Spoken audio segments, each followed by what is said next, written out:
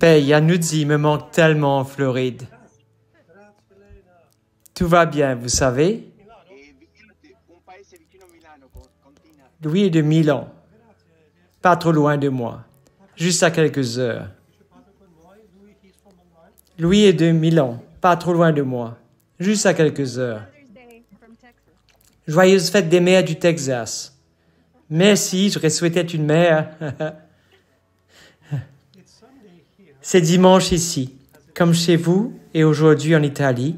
Nous célébrons, comme je suis sûr que la plupart des autres pays le font, l'Ascension jeudi. Bien que ce soit dimanche, parce que plusieurs conférences épiscopales l'ont reporté au dimanche au lieu de la célébrer le jeudi. Le dimanche suivant, nous avons la Pentecôte, mais aujourd'hui est aussi un autre jour spécial, d'une certaine manière salé. Quelqu'un veut essayer de deviner ce que c'est en plus de la fête des mères? Dimanche, la divine miséricorde, Père. Divine miséricorde pour quelle église? Orthodoxe. Mais nous y participons. Êtes-vous orthodoxe? Non, ma mère l'était, mais je suis catholique. D'accord, très bien. Les orthodoxes ne célèbrent pas le dimanche de la miséricorde. Ce n'est pas une partie de leur calendrier comme pour les catholiques. Mais Jésus a dit à Faustine que quiconque va au sacrement de confession et de communion le premier dimanche après Pâques reçoit cette indulgence.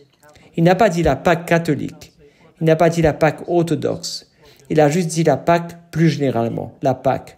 Alors la question est, pouvons-nous dire que cela s'applique aussi aux orthodoxes selon leur calendrier liturgique qui est, 2 ou 3 semaines après le nôtre, cette année, leur Pâques?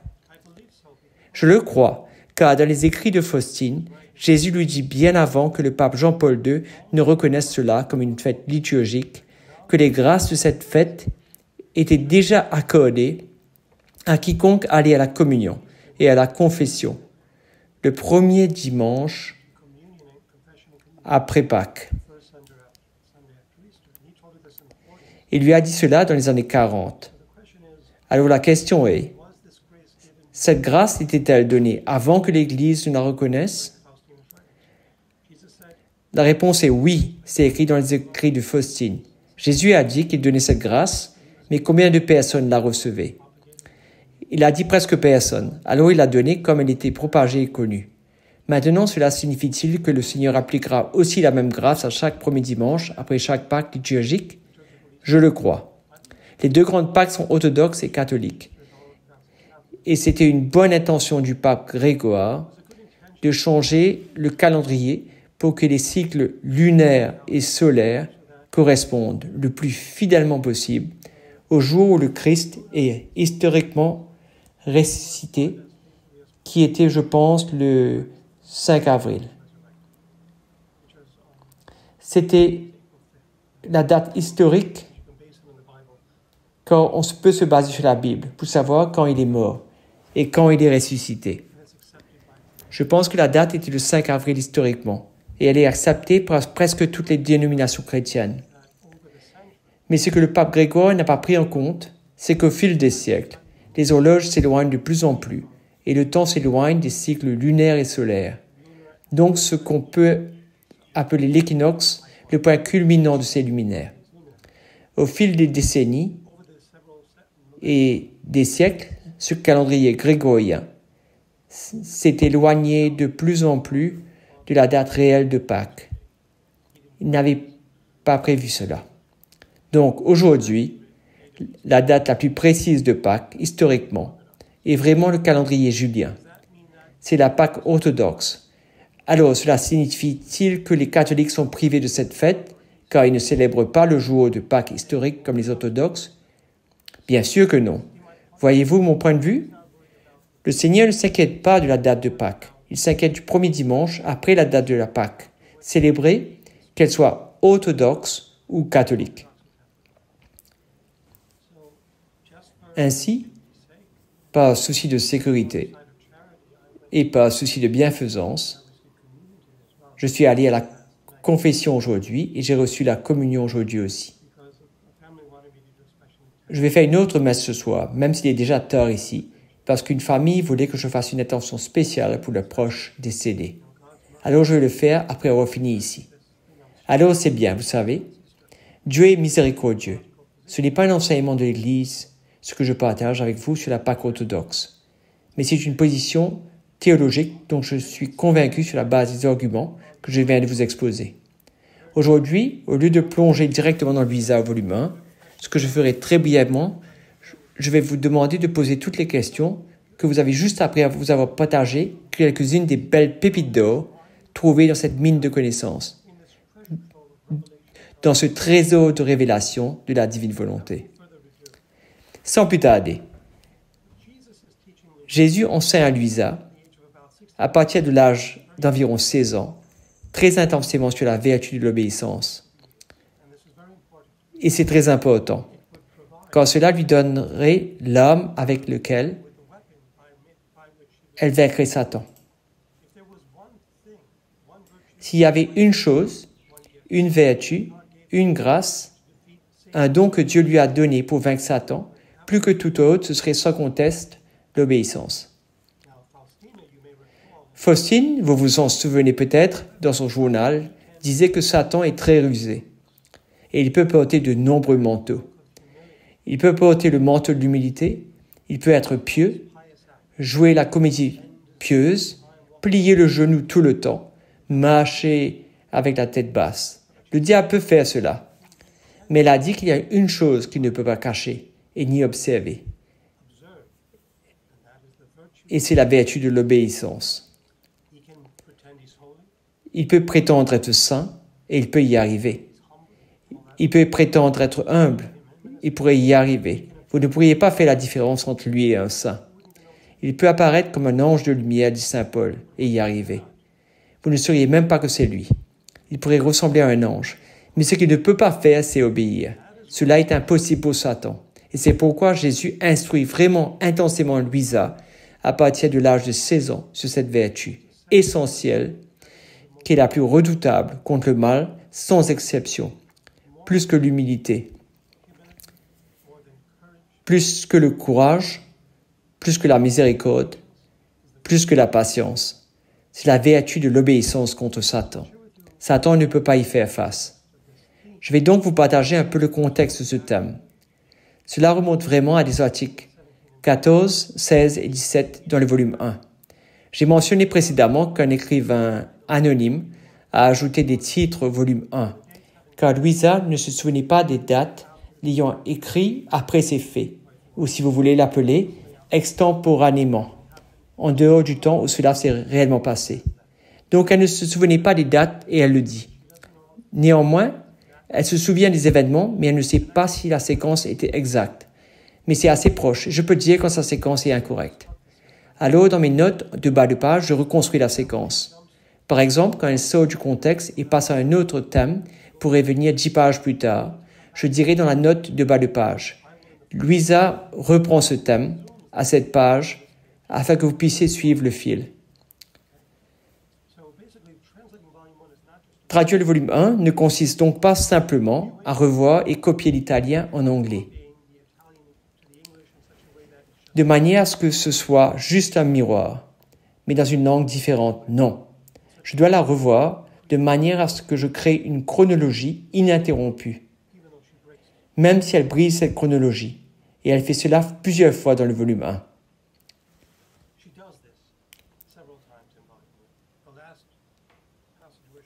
Le dernier passage où elle a fait cela était dans l'article 26, que je viens de terminer de traduire. Elle veut dire au lecteur comment Jésus lui a dit de remédier à tous les maux de la vie, c'est-à-dire les maux spirituels, les maux moraux, les maux financiers, tout ce qui est une infortune. Il y a un remède, dit-elle, et voici comment Jésus m'a dit de le faire. Mais ensuite, elle change de sujet. Elle vous laisse donc avec votre travail, et puis elle écrit « Mon confesseur m'a dit d'écrire à ce sujet, donc j'écris à ce sujet. » Elle ne vous le dit jamais, mais plutôt elle le fait. Et c'est là que la note de bas de page, où je vous dis « C'est ici que Luisa vous montre où se trouve le remède à tous les maux. » D'accord. Donc revenons à l'obéissance. Encore une fois, les articles 14, 16 et 17 reprenant les articles 21, 22, 23, 24 et 25 et suivants, sont tous sur l'obéissance, quand le diable est maintenant autorisé à la harceler pour sa propre perfection, pour le salut des âmes, et pour éviter les châtiments qui sont sur le point de frapper la terre. Ainsi, de l'âge d'environ 13 à 16 ans, il a traversé une intense nuit obscure de l'âme, où les démons la harcelaient vraiment, dans tous les sens du terme. Puis de 16 à 19 ans, les 3 années suivantes, les attaques ont diminué, mais le diable était toujours là. Elle pouvait encore entendre sa voix et ses tourments, et c'est dans ce contexte que je vais maintenant partager ce qui suit. Louisa relate, « Je me souviens qu'un matin, après la communion, le Seigneur m'a dit, « Fille, les iniquités qui sont commises sont si nombreuses que la balance de ma justice est sur le point de déborder. » J'ai partagé une partie de cela avec vous la dernière fois, donc je vais passer un peu plus loin ici. Sache que je vais déverser de lourds fléaux sur l'humanité, surtout une guerre des plus féroces, dans lesquelles je permettrai un grand carnage humain. Louisa intervient alors et dit, « Seigneur, utilise-moi, je te donne tout mon cœur. Permets à ta justice de descendre sur moi, afin que je puisse épargner des âmes et des châtiments. » Et alors Jésus dit, « D'accord, la seule façon pour moi de les épargner, en raison de la grandeur de leurs iniquités, est que tu sois dans un état de souffrance pendant une longue période de temps, sans lui donner de délai précis. » Alors elle a supposé que cela durait peut-être 40 jours, mais cela s'est avéré être pour le reste de sa vie. Elle ne s'y attendait pas. Elle dit, « Maintenant j'écris 12 ans plus tard, et je suis toujours dans cet état. » Mais cela a commencé à ce point dans le volume 1, lorsque le Seigneur lui a demandé d'entrer dans cet état de souffrance. Ce n'était pas perpétuel, dans le sens où elle souffrait toujours physiquement, mais c'était avant tout une souffrance spirituelle. En fait, Jésus précise dans les eaux de la Passion, en particulier à l'heure de 20 heures, que les douleurs qu'il a endurées surpassaient de loin tous ses tourments physiques. Les douleurs sont purement immatérielles, elles sont spirituelles. Par exemple, sa connaissance des âmes perdues, alors qu'il était dans le jardin de Gethsémani, qu'il a fait suer du sang. Il dit à Louisa que c'est pourquoi il a dit, « Père, que ce calice passe loin de moi, mais non pas ma volonté, mais ta volonté soit faite. » Ainsi, cette douleur que le Seigneur a vécue, il dit à Louisa, surpasser de loin tous les tourments que ses bourreaux allaient lui infliger dans les 24 heures suivantes. Et Louisa endurait cela aussi à sa manière, pour éviter que des châtiments ne frappent les âmes. Et le Seigneur a dit, « Je vais épargner l'humanité, mais voici comment je vais le faire. Je vais te placer entre ma justice et les iniquités commises par les âmes, de telle sorte que chaque fois que ma justice contemple ces iniquités remplies à ras-bord, au point de ne plus pouvoir les contenir, et est forcé d'envoyer des éclairs de châtiment pour punir les âmes, et en te trouvant Louisa au milieu, ma justice, au lieu de les frapper, te frappera. Ce n'est que de cette manière que je pourrai te satisfaire et épargner l'humanité, et non autrement. » D'accord, juste une seconde, ici.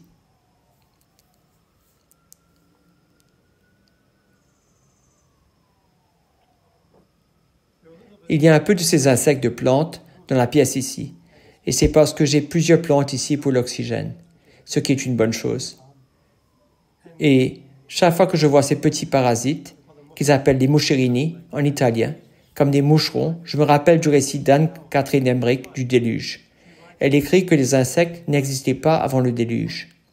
Après le déluge, les insectes ont commencé à peupler l'air, et donc, c'est ce qui est intéressant. Continuons. Et puis le Seigneur m'a dit, ajoute Louisa, va voir le confesseur et demande-lui la permission par obéissance. S'il te le demande, tu lui diras tout ce que je t'ai dit et tu observeras ce qu'il dit. Tu vois, mon désir que tu endures ces souffrances continue sera non seulement pour le bien des âmes, mais aussi pour ton bien également. Dans cet état de souffrance, je purifierai bien ton âme et de telle manière à te disposer à établir avec moi un maillage mystique. Après cela, je réaliserai en toi la dernière transformation de telle sorte que nous serons tous deux comme deux bougies placées sur le feu, se transformant l'une en l'autre et devenant une seule. De cette manière, je me transformerai en toi et tu resteras crucifié avec moi. Et ainsi de suite. Puis Louisa ajoute, j'ai dit au confesseur que le Seigneur souhaitait qu'il accorde la permission à ma demande, faite par obéissance, afin que je puisse souffrir continuellement pendant environ 40 jours. Et je lui ai dit toutes les autres choses que le Seigneur a dites. À ma grande surprise, parce que je pensais que c'était impossible, le confesseur m'a dit que si cette demande était vraiment la volonté de Dieu, il me donnerait la permission. Et il a ajouté que ce n'était pas qu'il ne pouvait pas venir me voir, comme il ne l'avait pas fait par le passé, mais plutôt c'était à mettre sur le compte d'un peu de respect humain qu'il avait. Qu'est-ce que cela signifie? Louisa n'explique pas, mais en regardant en arrière dans le volume 1, cela a du sens. Elle implique, sans l'articuler explicitement, ce qu'elle a partagé environ 20 pages plus tôt. C'est un numéro italien qui a raccroché avec joie. Je ne connais pas ce numéro. Chaque fois que c'est un numéro inconnu, je ne réponds pas. Parce que parfois, c'est une compagnie de téléphone essayant de me vendre quelque chose. J'ai en fait changé de compagnie de téléphone hier. Louisa était dans une condition inhabituelle à Corato, où la plupart des gens ne comprenaient pas sa condition, en partie à cause de son silence. Jésus l'a encouragée à plusieurs reprises à ouvrir son âme au prêtre, à ses confesseurs en particulier, mais elle ne le faisait pas. Et cela a duré un moment bien plus d'1 an, et cela s'est retourné contre elle. Parce que prenez par exemple, vous étant un parent, et vous ayant un enfant qui a un problème. Le parent demande, « Qu'est-ce qui ne va pas, chérie ?» Et l'enfant dit, « Rien, maman. Dis-moi, je veux que tu t'ouvres à moi. Ne t'inquiète pas, ça va. » C'est comme ça que Louisa était avec le prêtre quand elle avait environ 13, 14, 15 ans. Donc il ne pouvait pas l'aider. Elle ne s'ouvrait vraiment pas. Elle le cachait. Et Jésus, à un moment donné, s'est vraiment irrité contre elle et a dit, « Assez. Si tu continues à faire cela, je ne vais plus t'apparaître. » Puis elle a dit, « Oui, je le ferai. » Et puis elle s'est finalement redressée petit à petit avec la grande patience du Seigneur.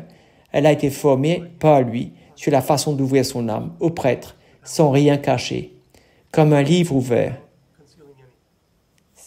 C'est l'expression que Jésus a utilisée pour elle, sur la façon dont elle devait révéler son âme au prêtre. Ce n'est que lorsqu'elle a commencé à le faire qu'ils ont commencé à mieux la guider. Mais jusque-là, les prêtres ne venaient pas souvent, parce qu'ils venaient et disaient « Qu'est-ce qui ne va pas ?» Et elle répondait « Rien. Pourquoi suis-je ici si tu ne veux pas t'ouvrir à moi? Pourquoi suis-je venu ici ?» Alors il partait et ne revenait pas, et ensuite elle se plaignait à notre Seigneur. Les prêtres ne viennent plus, et Jésus disait « Bien, à quoi t'attendais-tu » Dans le passé, j'ai entendu des gens critiquer le prêtre pour ne pas avoir visité Louisa.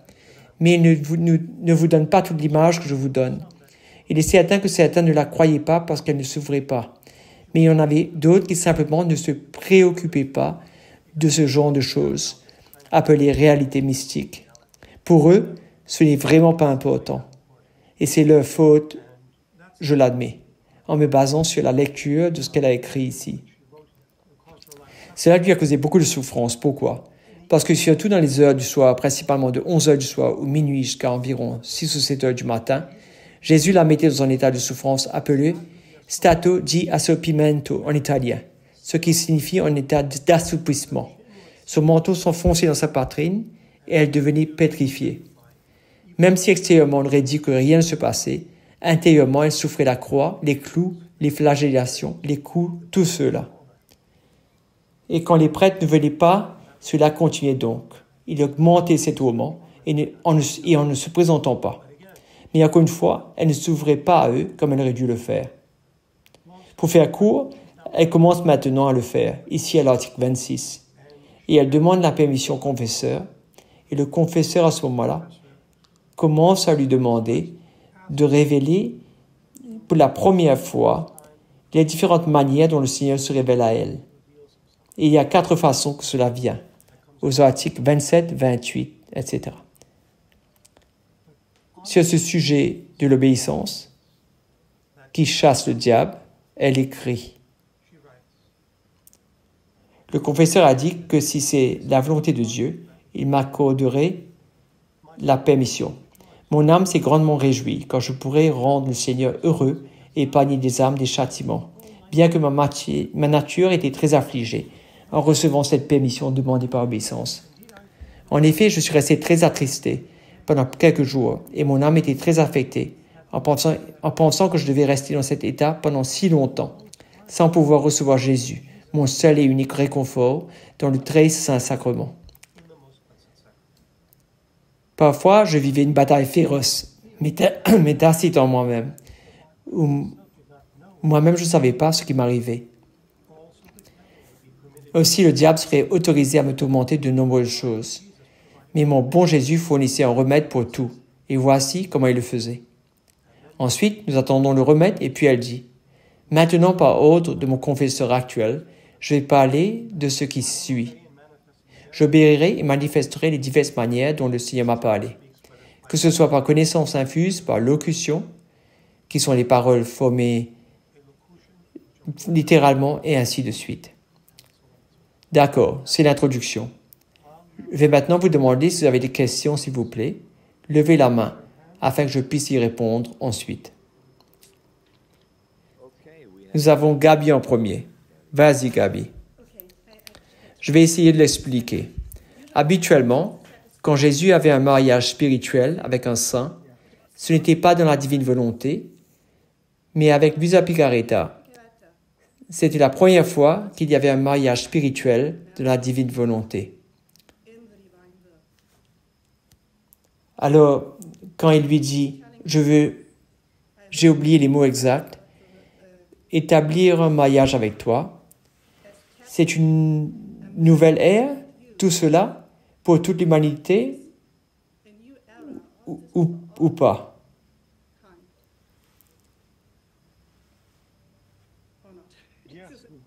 Oui, Jésus veut nous épouser tous. Rappelez-vous, l'âme est toujours féminine par rapport à Dieu, qui est au masculin. Dieu le Père, Dieu le Fils, Dieu le Saint-Esprit, toujours désignés dans la liturgie comme étant de genre masculin, en raison des caractéristiques. Certainement, Dieu a des caractéristiques féminines, comme une mère qui amène son enfant à son sein et l'allaite. Jésus a utilisé cette expression dans l'Évangile également comme une poule, aussi prenant ses poussins sous ses ailes, et ainsi de suite. Mais Jésus le Père, l'Esprit, tous veulent nous épouser.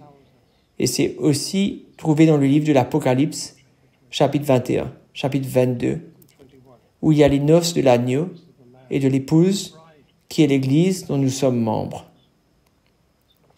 Oui, la divine volonté n'est pas simplement un mariage au sens terrestre, spirituel du terme, mais dans le sens divin céleste du terme.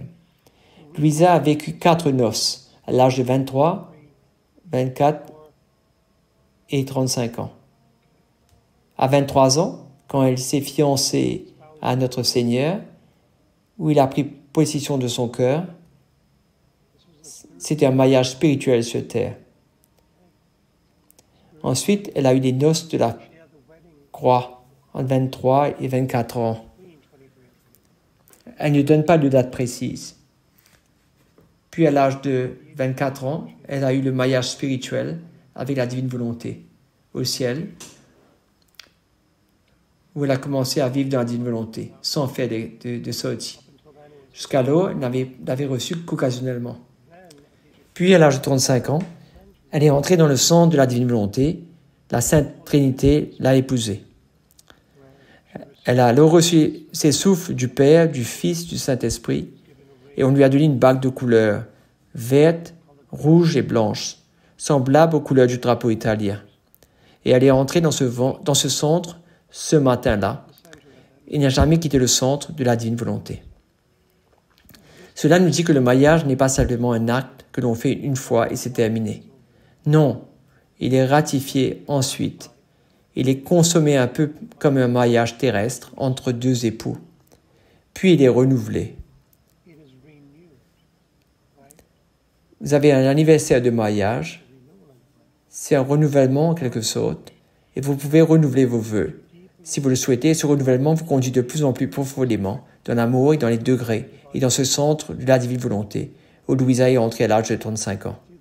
Alors, si la question est « devons-nous tous épouser Dieu dans la divine volonté ?» La réponse est absolument oui. Oui. Ma question était aussi parce que je pensais qu'établir signifie instituer. institué. Alors, établissait-il quelque chose en ouvrant ou en instituant ce mariage avec Louisa? C'est un nouveau mariage traditionnel dans le sens spirituel mystique. Oui, parce que personne avant Louisa, sauf Marie, Adam et Ève, avant de connaître le péché originel. Jésus, qui était le Dieu homme, n'avait ce mariage avec le Père, avec l'Esprit Saint, à travers le Fils dans la divine volonté. Louisa était la première créature conçue dans le péché à vivre cela. Et tout le monde, après elle, peut également. En ce sens, c'est un mariage spirituel, nouvellement institutionnalisé. Merci, vous êtes la bienvenue. Ensuite, nous avons l'iPhone d'Avisa. Allez-y, veuillez désactiver le mode silence, s'il vous plaît. Salut, Père. Donc, vous avez mentionné au début qu'il y avait des insectes. Et je suis vraiment reconnaissante que vous ayez mentionné cela, car c'est une question que j'avais en tête. Et dans mon cœur, surtout depuis la divine volonté. Et en apprenant que tout a une âme, est-il acceptable de les exterminer ou pas? Je me sens toujours... Vous voulez que je vous montre en direct? Je ne serai pas si cruel. Voici comment je les extermine. Vous savez ce que c'est? C'est en fait des trucs naturels. C'est de l'huile d'olive et du savon pour la vaisselle.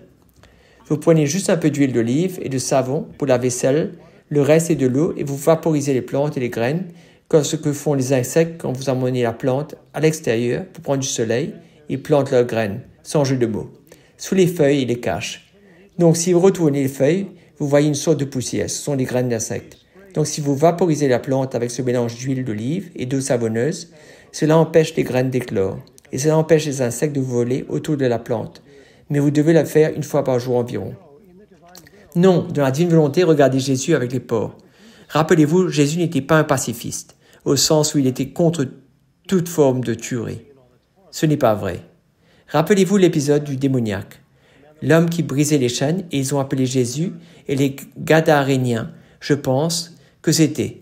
Et les démons étaient si nombreux que Jésus, quand il leur a dit de partir, a dit « Non, si nous retournons à Satan, il nous tourmentera. » Alors Jésus a dit « Allez dans les porcs. » Et quelque chose comme 2000 porcs se sont jetés du haut de la colline et se sont tués. Et quand les habitants de la ville ont entendu cela, ils ont dit « Chassez-le d'ici. Nous ne voulons rien avoir avec lui. » Peut-être qu'il a mis le fermier en faillite, je ne sais pas. Mais le fait que Jésus a tué les porcs, il aurait pu les renvoyer en enfer et épargner les pauvres petits cochons innocents, ces petits porky pigs. Quelle personne méchante. Non. Non, rappelez-vous, les animaux sont là pour nous servir. Nous ne sommes pas là pour les servir. Jésus a mangé l'agneau à la dernière scène. Cela fait-il de lui une mauvaise personne parce qu'il a mangé l'animal? Non.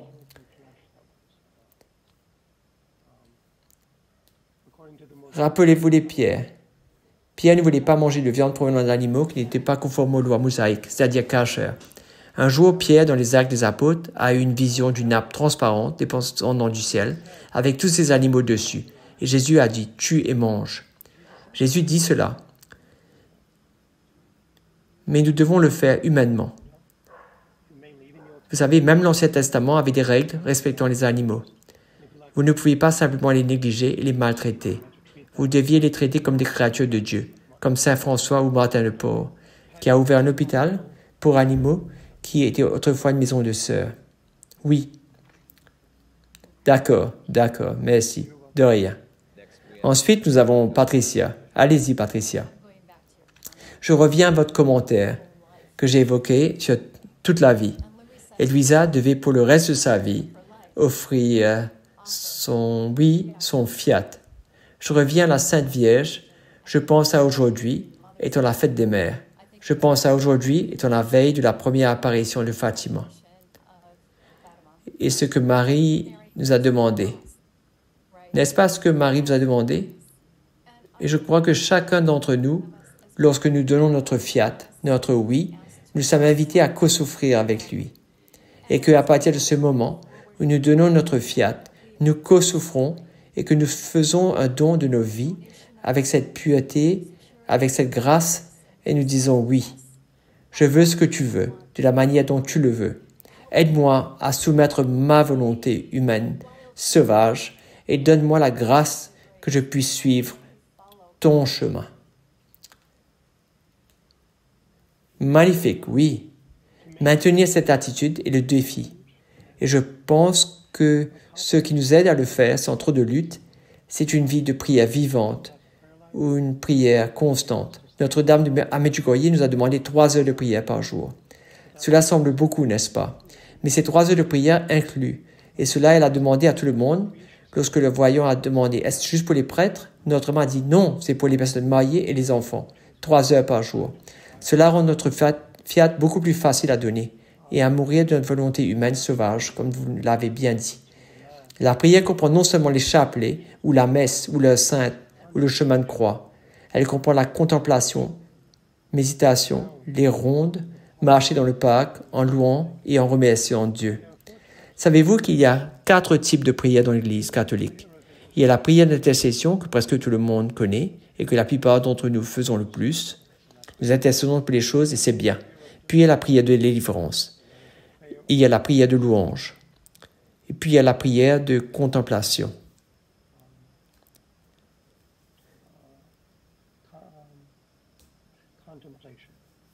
Et puis il y a la prière de contemplation.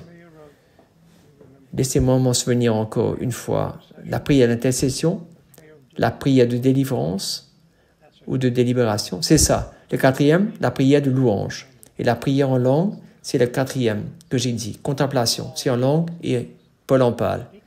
Parler en langue, c'est différent de prier en langue. Tout le monde peut prier en langue. Parler en langue est un don extraordinaire. Paul mentionne cela également. Devinez quelle prière plaît le plus à Dieu et que nous prions le moins.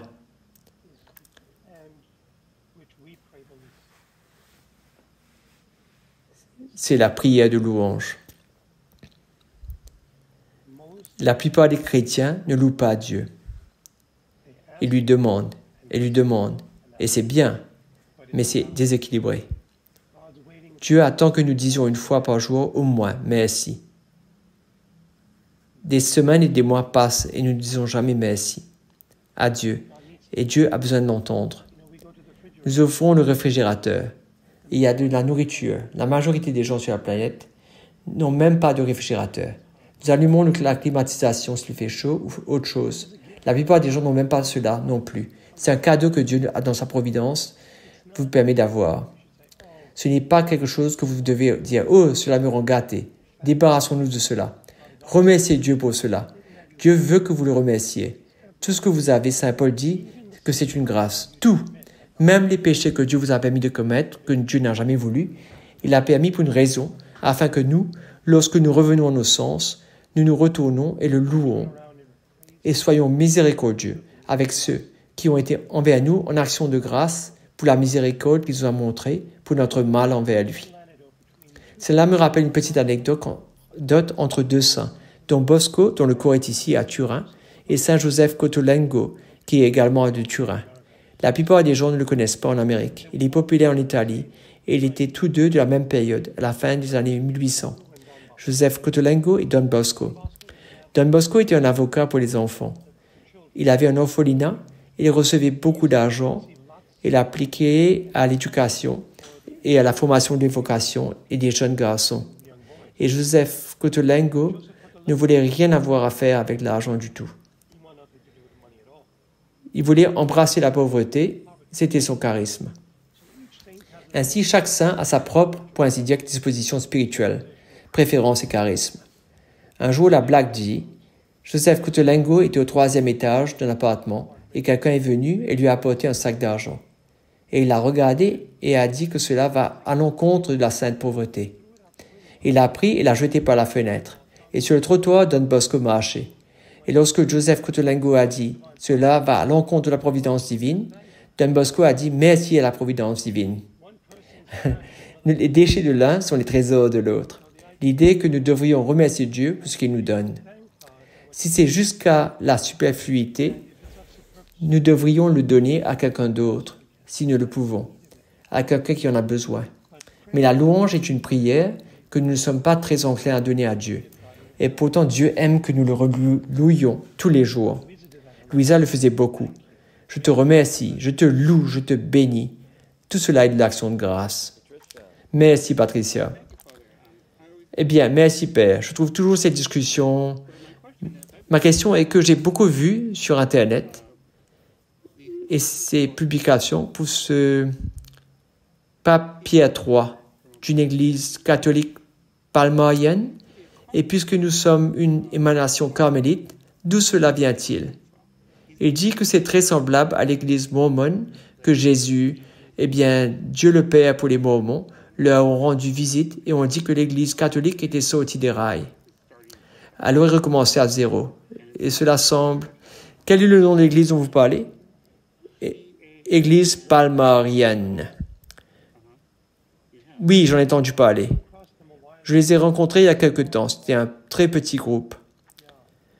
Alors, quelle est exactement la question?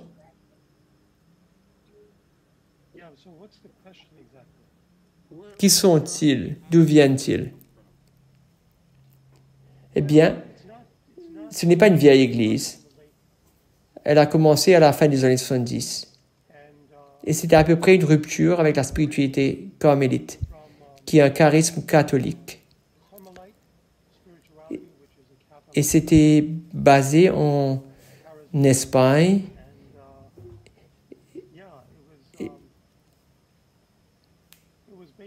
La raison pour laquelle je les ai rencontrés, c'est, maintenant je me souviens, ça me revient maintenant, il y a environ 2 ou 3 mois.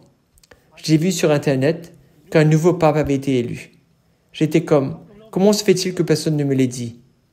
Je pense que son nom était Pape Pierre. Sa sainteté, le pape Pierre. J'étais comme, nous avons un nouveau pape, et je ne le savais même pas. Mais ce n'était pas un pape catholique. C'était un pape palmarien. Alors, ils sont essentiellement un groupe détaché qui a commencé avec « je ne me souviens pas ». J'avais lu l'histoire il n'y a pas longtemps. C'était un évêque puis un autre, mais l'un des évêques est mort. Donc, ils ont perdu la validité des sacrements sur cette branche. Mais l'autre évêque avait les facultés des sacrements pendant un certain temps. Et après sa mort, d'après ce que je comprends, des déclarations de Rome, la validité a également disparu. Je pense que c'était en 1978, quand ils ont été fondés. Mais rappelez-vous, dans l'Église, nous avons plus de 2000 branches du christianisme. C'est beaucoup, 2000. Et la plupart d'entre elles, bien sûr, proviennent de la réforme du mouvement protestant. Mais tant que nous restons sur le droit chemin, nous n'avons pas besoin de nous préoccuper de ces autres branches ou expressions de la foi chrétienne, parce que ce qu'elles n'ont pas et ce que le Seigneur a doté l'Église, dont nous sommes membres, est, numéro 1, le magistère. Ils ne l'ont pas. C'est un bureau universel d'enseignement et il a une garantie de guidance. Jésus donne cette garantie à Pierre quand il dit « Les portes de l'enfer ne prévaudront pas contre elles ». Et nous trouvons dans les Actes des Apôtres, après un grand débat, quand ils avaient le premier concile de Jérusalem, que le Saint-Esprit était présent là même dans ce magistère. C'est la hiérarchie guidant les décisions pour l'Église. C'était le premier concile de Jérusalem. Aussi, en plus du magistère, nous avons la papauté. Il n'y a qu'un seul pape. Nous ne pouvons pas avoir plus d'un pape en même temps. Et il doit être un pape élu validement pendant un consistoire électoral validement choisi par les 2/3 du consistoire des cardinaux. Et il doit être un successeur des apôtres, ce qui est une succession apostolique ininterrompue par... Et nous ne pouvons pas lui dire cela pour les autres 2000 groupes, y compris les palmariens. Nous avons aussi, en plus du magistère de la papauté, l'Eucharistie. Nous avons 7 sacrements, mais l'Eucharistie est Dieu lui-même, ce qui est fort. Oui, merci. Nous avons une deuxième femme nommée Patricia. Allez-y, Patricia. Bonjour, merci. Je me demandais quand les heures de la Passion ont été écrites. Ont-elles été écrites avant qu'elle commence à recevoir les messages ou ont-elles été incluses dans les messages qui ont lentement évolué? Elle méditait sur la Passion bien avant de les écrire et elle le dit dans son journal et dans ses lettres d'échange également.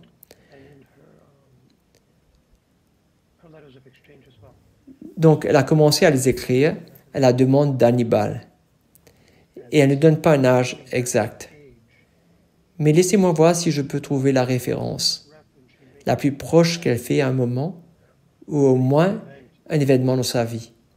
C'était vers 1926.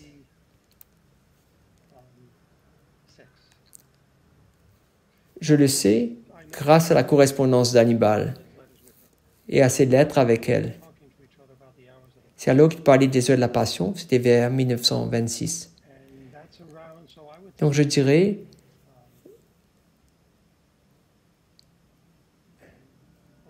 vers 24 ou 23 ans quand elle a commencé à les écrire. Voyons ici.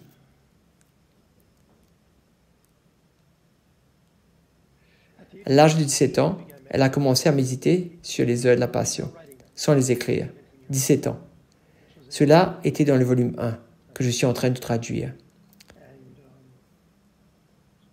Elle faisait cela tous les jours, jusqu'en 1913, quand elle avait environ 31 ans. En 1914, elle a ensuite été placée sous obéissance pour les écrire. C'était vers 1913-1914. L'année n'est pas exacte, mais quelques années plus tard, elle a commencé à les écrire, à les composer. Puis vers 1926, Hannibal a commencé à échanger des lettres avec elle. Premier, voyons ici, la première édition a été publiée. La première était en 1915, donc cela signifie qu'elle était bien écrite en 1915. C'est alors qu'elles ont été finalisées. Donc 1913-1914, elle a été mise sous obéissance. 1915, la première édition a été publiée. Cette correspondance de 1926 que j'ai trouvée pour la première fois a à voir avec la dernière édition qu'il a publiée, après l'avoir publiée en 1924. Et après cela, le père Ludwig Beda d'Allemagne les a traduites et publiées en 1936. Donc je devinerai que vers 1915 serait l'année où elles ont été terminées. Elles avaient essentiellement, avant de commencer à les écrire, elles méditaient sur elles. Oh oui, à partir de l'âge de 17 ans, elle méditait chaque jour, elle le dit. Donc de 17 à 31 ans, elle méditait sans les écrire. Elle a commencé à les écrire vers l'âge de 31 ans. D'accord, merci, Beto. Voulais-tu désactiver le mode silence et poser ta question? Saint Hannibal, en italien, est-il Hannibalé? Oui, en italien. Voici la chose drôle. J'entends certaines personnes dire Saint Hannibalé. Cela me rend perplexe. Pourquoi? Parce que vous utilisez le mot anglais pour saint et utilisez le mot italien pour son nom. C'est comme mélanger deux langues ensemble. Si vous voulez dire en italien, c'est Santo Hannibale. San Hannibale. Nous pouvons dire les deux façons. En anglais, c'est Hannibal. Donc, vous pouvez dire Santo Hannibale en italien ou simplement Saint Hannibal. Si vous dites Saint Hannibal, ils sont tous les deux en anglais. Si vous dites Santo Hannibale, ils sont tous les deux en italien. Si vous dites Saint Hannibale, l'un est en anglais, l'autre est en italien. Vous pouvez dire de n'importe quelle manière. Il n'y a pas de définition stricte. Mais étant précis dans ma langue, je fais soit l'un, soit l'autre. Dites tout en italien ou dites tout en anglais. D'accord, revenons au volume 1.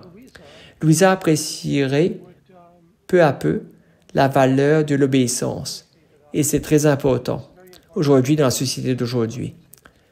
Pourquoi je dis cela? Parce que nous vivons dans une église catholique aujourd'hui qui est pleine de rebelles. Rebelles. Que vais-je dire par là? Je ne veux pas peindre l'église catholique comme mauvaise quand je dis rebelle. Je veux dire qu'il y a beaucoup de défections. Le mot en grec est apostasie, qui a été prophétisé dans la deuxième lettre de Paul aux Thessaloniciens, chapitre 2, quand il a dit que, à moins que la rébellion, l'apostasie ne devienne d'abord, l'homme de l'impiété ne peut apparaître. Donc, en vertu de cette apostasie mondiale dans l'Église catholique, qui se passe en ce moment sous nos yeux, nous savons que l'apparition de l'homme de l'impiété n'est pas loin.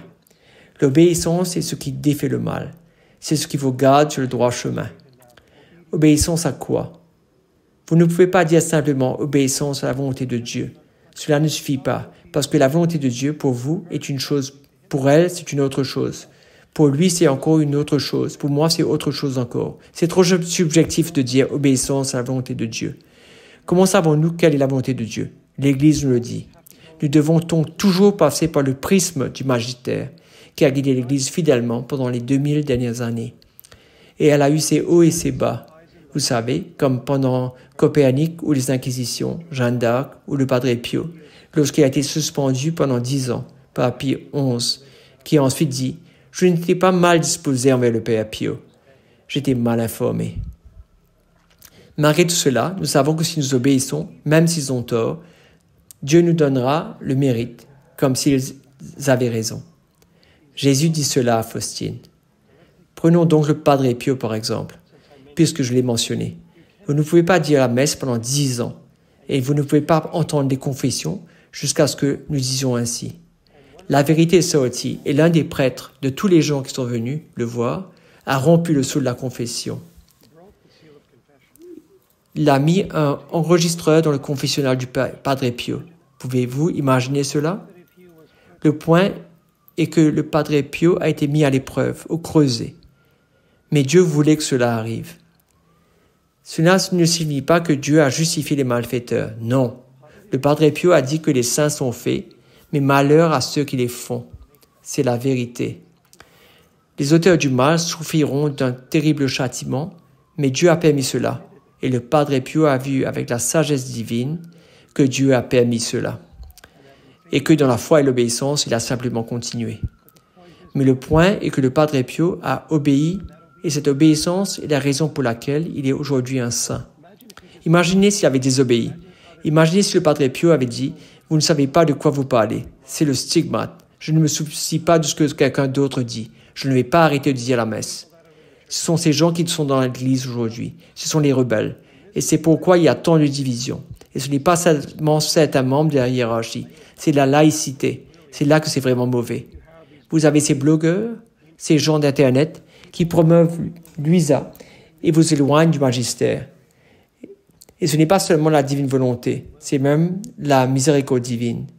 J'ai vu des gens promouvoir la miséricorde divine, condamnant des documents magistériels, même des sceaux du magistère sur les écrits de l'UISA. Et ils promeuvent la miséricorde divine, les mêmes personnes qui savaient que les écrits de Faustine étaient mis à l'index des livres interdits. Maintenant, ils promeuvent Faustine, mais ils condamnent l'UISA qui passe par la même chose que Faustine a traversé. Nous avons affaire à des gens qui n'écoutent pas le magistère. S'ils le faisaient, ils ne critiqueraient pas ouvertement une œuvre qui a des sceaux magistériels comme ceux de l'UISA. Et le fait qu'ils le fassent signifie qu'ils sont désobéissants envers le magistère. Chacun est libre de ne pas être d'accord sur tout ce qu'il veut en privé.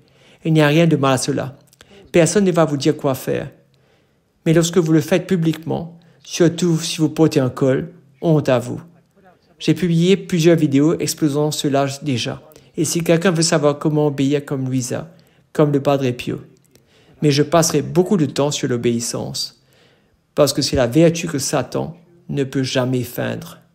Il peut feindre toutes les autres vertus et ressembler à un saint, mais en ce qui concerne l'obéissance, il ne peut plus se cacher. C'est tout. J'entends les cloches sonner ici en Italie. Je dois dire la messe en peu de temps, une deuxième messe. Merci à tous d'avoir rejoint. Je vous demanderai à tous de réactiver le son et de dire au revoir. Bonne nuit. Que Dieu vous bénisse. Bonne nuit. Bonne nuit tout le monde. Que la bénédiction de Dieu descende sur vous et reste avec vous toujours. Au nom du Père et du Fils et du Saint-Esprit. Amen. Merci et que Dieu vous bénisse.